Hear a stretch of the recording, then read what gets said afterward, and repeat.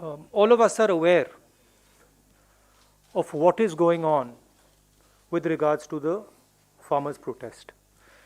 And I just want to make a couple of things clear to the younger people, men and women of this country. It's important that you understand what these three laws are. So I'm going to repeat it. The first law destroys the mandi system, destroys the agricultural markets of this country. The second law allows unlimited storage of grain and other materials and will make it practically impossible for our farmers to negotiate their prices. And the third law basically says that if the farmers have a grievance, they cannot go to court. Now, it is very obvious why the farmers are agitated. Because the government is destroying the livelihoods of India's farmers. It is destroying the livelihoods of our labor, and it is going to give the middle class a shock in the coming times because the prices of food are going to skyrocket. Now, what is being done to the farmers is absolutely criminal. You're beating them, you're threatening them, you're bullying them, you're trying to discredit them. The government needs to talk to the farmers. It needs to give a solution to the farmers. And the only solution, as I have said again and again and again, is repealing these laws and putting the laws into the waste paper basket. The government must not think that the farmers are going to go home. They are not going to go home. And my concern is that this situation is going to spread. We do not need this situation to spread. We need a conversation with the farmers and we need a solution. So that is broadly what I wanted to say.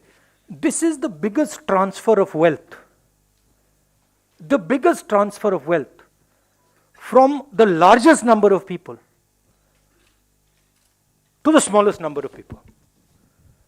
You have seen what has happened in COVID. During COVID, the poor have got poorer, and a handful of rich people, 5, 6 rich people, have just got richer and richer and richer and richer.